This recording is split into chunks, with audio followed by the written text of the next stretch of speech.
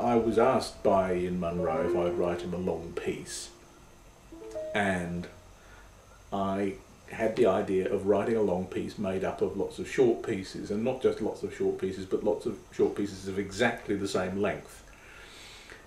So, and a minute was the obvious length. So you can think of these pieces as like tiles in a mosaic.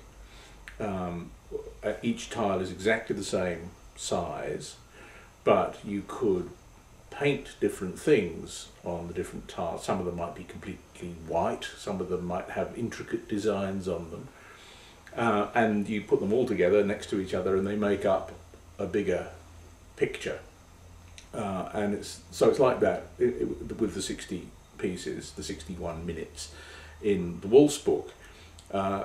Some of the pieces contain a lot of notes, very fast, virtuosic things, and some of them contain very few notes, very spare and simple, but each one lasts exactly a minute. And one of the things that attracted me about the notion was that you would be, in a way, playing with time, because our sense of time depends partly on what's happening, and if there's a lot of things happening, we experience time differently than if there's just one thing happening very slowly. So some of these minutes don't seem like minutes, some of them seem much shorter than minutes, and some of them seem longer than minutes, and yet they are in fact all the same.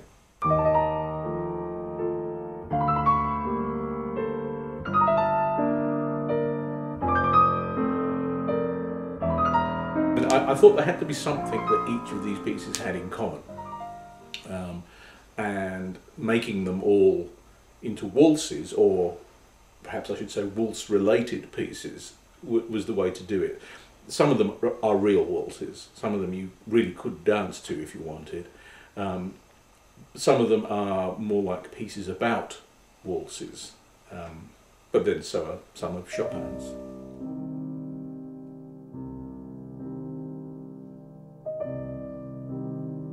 This piece works on lots of different levels. First of all, I wanted it to be possible for most of the waltzes to be played on their own, so that you could play one of them as an encore at the end of a concert,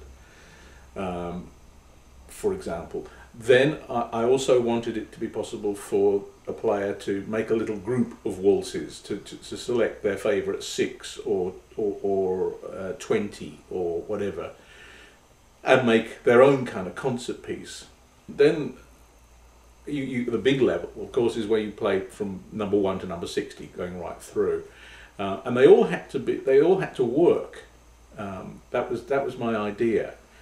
So I started. The first one I composed was Jasper's waltz, which is number 5 now, and I wrote it just on spec for a friend's baby who had just been born, and it starts with the second and third beats heard, but not the first beat. So if the basis of a waltz is pa pa pa, Jasper's waltz starts with the pa pa pa pa, and that became one of the unifying factors. That figure, the 2-3 of 1 2 3, is in, I would think at least 20, probably more of the waltzes. So that keeps coming back as a feature. And as I started to compose these pieces, more of these features began to occur, but I was still just writing waltzes on spec. I was still just sort of, in a way, experimenting with the idea of writing these minute-long pieces, which had to have a beginning and a middle and an end.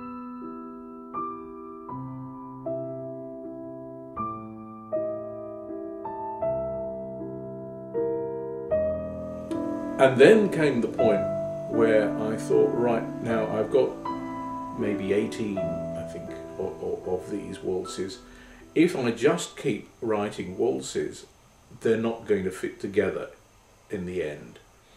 So I paused. It was at this stage that I sort of made the grand plan, and I drew up a chart with 60 slots, and I took the waltzes that I'd written and I started slotting them in, and some of them went in the wrong place to start with.